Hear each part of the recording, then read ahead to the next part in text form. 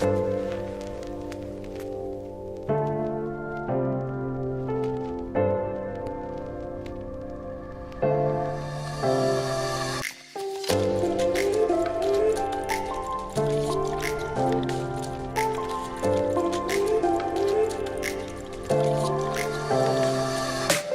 2019 MacBook Pro has been released.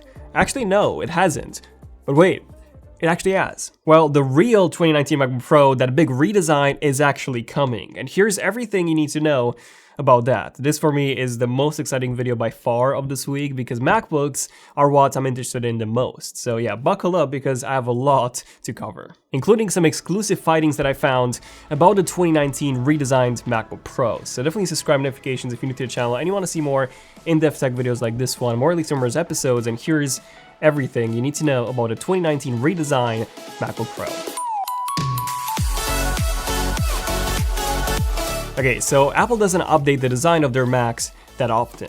You see, the iMac still has the exact same design since 2012. Yes, 7 years ago, and the front has actually remained unchanged since the 2009 iMacs, which was, yes, 10 years ago. The first MacBook Pro used the PowerBook G4 design, so the first actual MacBook Pro design came with the unibody MacBook Pro in 2008. Then, 4 years later, in 2012, we got the Retina MacBook Pros, which was by far the biggest change ever to the MacBook Pro lineup, in every single way. And then 4 more years later, in 2016, and we got the next generation of the MacBook Pros, the one that we have right now. So it seems like every 4 years, Apple releases a new design, a new body, and between those cycles, Apple updates the MacBook Pro every year with improved processors, more RAM, better GPUs, and faster and higher capacity storage. So judging by this, we should be getting the next redesign next year in 2020. Now, Ming-Chi Kuo, an analyst who has direct access to supply chain sources in China, and he has been pretty much the most accurate source when it comes to Apple leaks so far, said that Apple will be releasing a redesigned MacBook Pro later on this year in 2019, with a larger 16 to 16.5 inch display. And I was so hyped when I saw this. Like I said, MacBooks are the tech product that I care about the most, since, you know, I use a MacBook for more than anything else. But just 3 months after Ming-Chi Kuo's report, and in May 2019, Apple released the 2019 MacBook Pros. There you go. The only problem was that they looked identical to the 2018, the 2017, and the 2016 models. Now, we did get 8-core processors on the 15-inch model, a faster CPU configuration on the 13-inch model, as well as Apple's 5th iteration of the butterfly keyboard, because yes, there have actually been 4 iterations before this one. So it seems like Ming-Chi Kuo was wrong.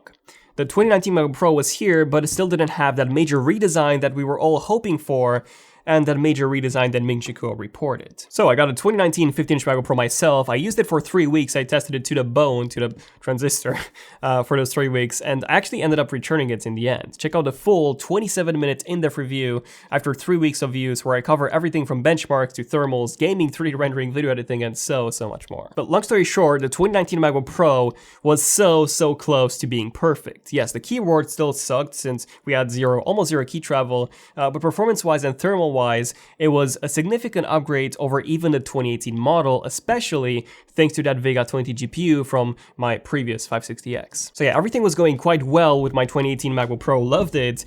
But then one day I had 2 T2 crashes, which was actually my main frustration with the 2018 MacBook Pro, so I ended up returning it. But you see, it wasn't just the T2 crash that made me return my MacBook Pro, it was also this. So just a few hours later, the same day, something very unexpected happened.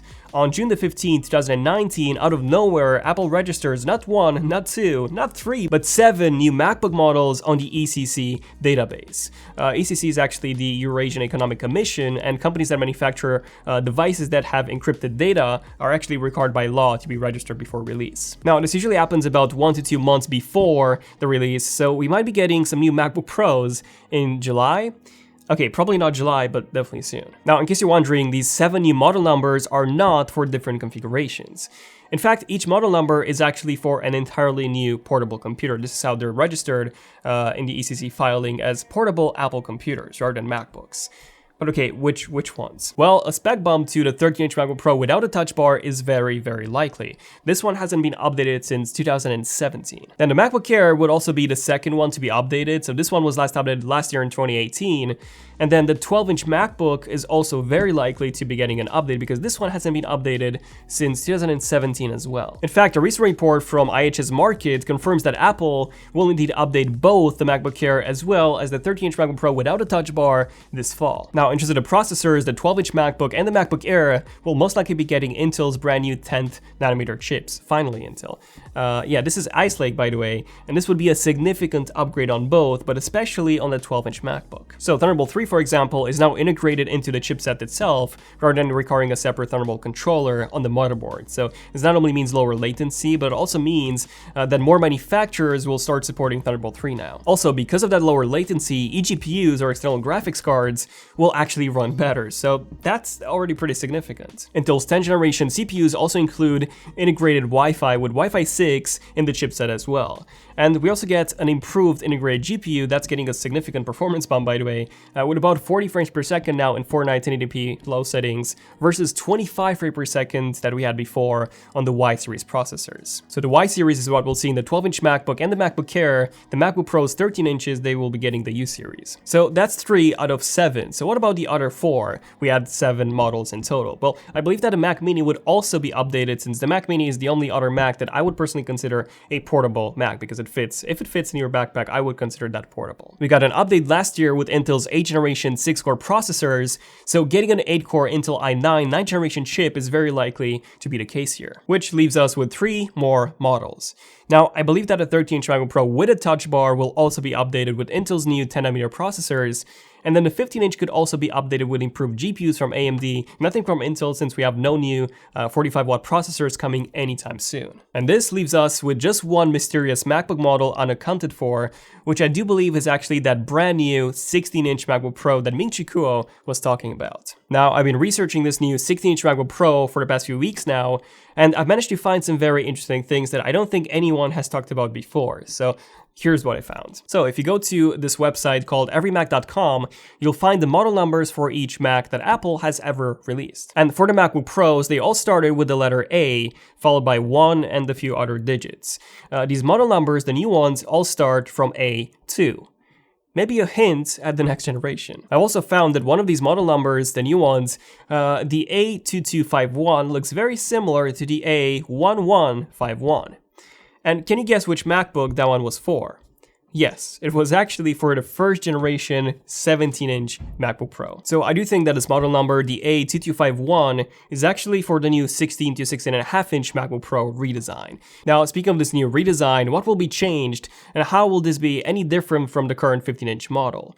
Well, just like Ming-Chi Kuo said, the display size will be increased to 16 or 16.5 inches. Now, in order for Apple to do so, they will also need to reduce the bezel sizes. But the question is, how thin can Apple make the bezels while keeping the same form factor? So according to IHS Markit, which previously got the iPad Pro's 11 inches resolution right months before the actual release, this new 16-inch MacBook Pro will have a resolution of 3072 by 1920. So with this resolution, I went into the DPI calculator, the website, and I wanted to calculate the PPI or the pixel density of the current generation 15-inch MacBook Pro. And with a resolution of 2880 by 1800 and the display size of 15.4 inches, this results in a PPI of 220. Now, Apple is known to keep the same PPI and just adjust the resolution to weird numbers in order to keep the PPI consistent. So Apple has done this before with the iPad Pro 11-inch, the iPad Pro 10.5-inch, the iPhone XS Max from the iPhone 10, and many more. This is in order to keep a consistent app scaling in macOS and iOS. So next up, I've put the leaked resolution in the DPI calculator, and I wanted to see how close I could get it to 220 PPI. And I came to 16.4 inches as the result. So there you go. With that leaked resolution, the next generation of MacBook Pro would have a 16.4 inch display, which is also a 16:10 aspect ratio panel, by the way. So same aspect ratio that Apple is currently using right now on the 15.4 inch MacBook Pro. So I strongly believe that this is the display and the resolution of the next generation MacBook Pro. Now, to answer the question of how thin the bezels would be, and if this display would fit inside the current 15.4 inch body, well, honestly, nope.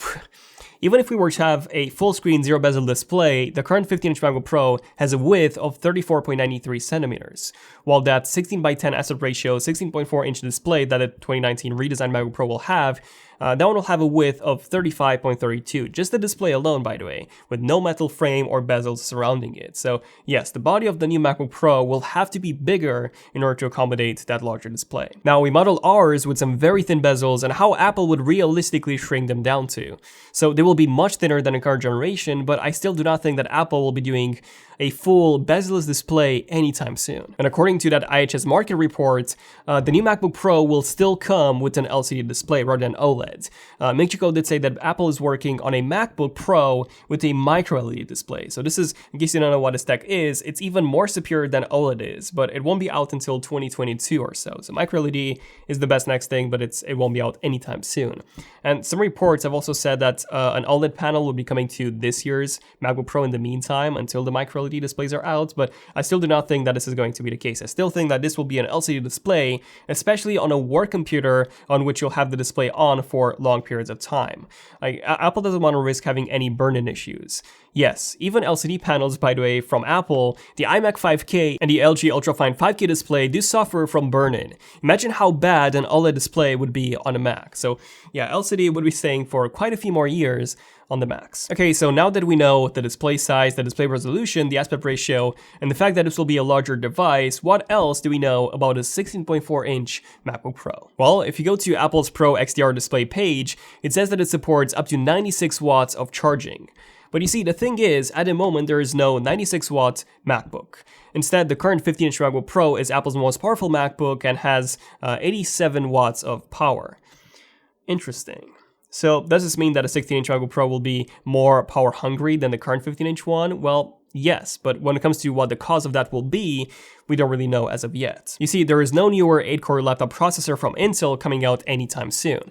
Now, there is a 95-watt desktop processor, a new 9900KS, but that would obviously not be included in a MacBook Pro. Yes, the 95-watt processor is lower in terms of the wattage than 96 watts, but keep in mind that 95 watts is just the CPU's power requirements. You also have the GPU, the memory, the display, and everything else that will also add onto that, which would in the end exceed 96 watts, which the Pro XDR display is outputting. So CPU-wise, we will most likely be getting the same Intel 9980HK processor, that 8-core 5 GHz chip, that's inside the current generation 2019 15-inch MacBook Pro. However, I was thinking, what if Apple sells this as a laptop equivalent of the Mac Pro? You know, a different tier of the MacBook Pro aimed at true professionals, the Pro MacBook Pro. Well, I digged a bit deeper into this and here's what I found. So Intel has just released their new Xeon E line of CPUs, which is actually their mobile line of Xeon chips. And I found that the Intel Xeon E 2286M is very, very similar to the i9 9980HK processor that's inside the current generation highest-end 2019 15-inch MacBook Pro. It's an 8-core, 16-thread, 2.4 GHz base clock speed, 5 GHz with turbo CPU, so just like the 9980HK, it offers 16 megabytes of level 3 cache.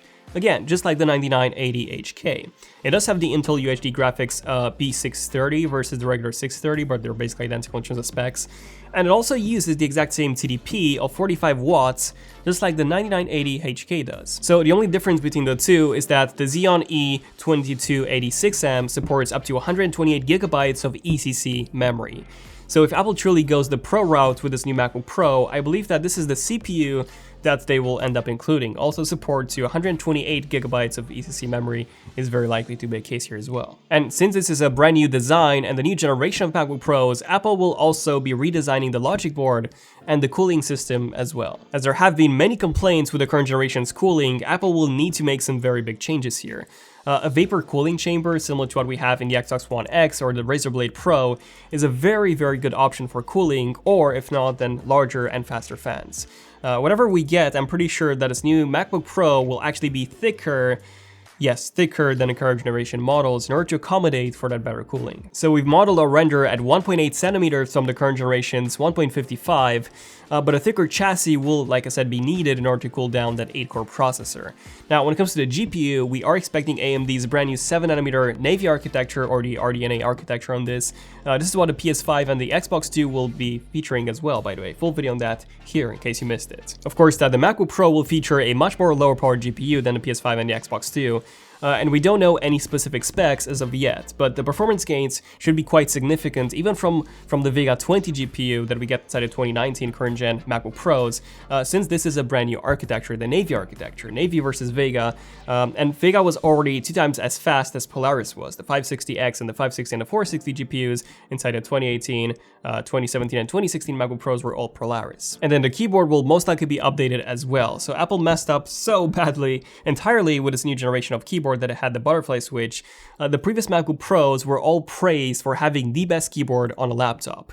Then Apple came up with this brilliant idea of including the exact same really thin keyboard that a 12-inch MacBook needed because it was so thin inside their Pro level line of laptops. And after 5 iterations and many customer complaints, lawsuits, and 3 different repair programs, Apple needs to update that keyboard to a completely new design. Because if they don't, well, let's just say that a lot of people are not gonna love that. And a new report just came in as I was finishing the script. So Ming-Chi Kuo claims that Apple will move away entirely from the butterfly key switch mechanism and actually go back to the more traditional scissor mechanism, albeit with an improved design. Apparently, this will now be manufactured by Sunrex, a specialist laptop keyboard maker, rather than Winstron, which currently manufactures the butterfly key switch keyboard. Also, the touch bar needs an update as well. So I do believe that the main issue right now, aside from the app support, is its size. It's quite narrow, which for something that has digital controls that you have to interact with isn't that great. So we've modeled ours with an increased height so that you get more space for your controls,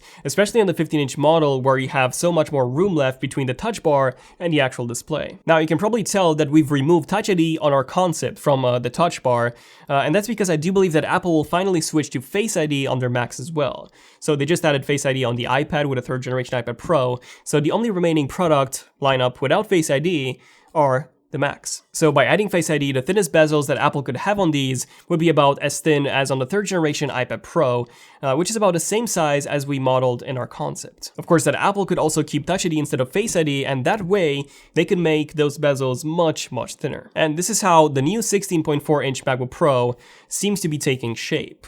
Now, there has been a recent FCC filing just this week, like 2 days ago, with the model number A2159, which matches perfectly with the ECC filing leak from a week before that I was talking about before in this video. The FCC document, by the way, was pretty vague, but it did state that this was actually a 13-inch MacBook Pro. So it is very likely that this is actually the non-touch bar model of the 13-inch MacBook Pro, which should be out in November or so, alongside the new MacBook Air and the 12-inch MacBook, all with updated CPUs. So those 3 MacBooks, I would say, are pretty much confirmed in terms of those 3 out of those 7 models. And another one which is pretty much confirmed is that 16.4-inch MacBook Pro, which is rumored to be announced in September at the Apple event, which is a bit weird, but it does make sense since the 2019 iPhones will be very similar to the 2018 and the 2017 ones, aside from that triple lens camera module. So there's not a lot to talk about at the event. Yeah, so I'm really, really excited and looking forward to the 16.4-inch next generation MacBook Pro. But let me know in the comments what do you guys think about the next generation MacBook Pro, everything that I covered in this video. Everything took I've been researching this for like, for almost a full month, writing notes on the script. So yeah, definitely subscribe and notifications if you have enjoyed this one, because more in-depth tech videos like this one are coming out pretty soon. So I hope you guys enjoyed it. Really enjoyed making this video. I'm Daniel, and I'll see you guys in the next one. ZONEofTECH, signing out. Cheers.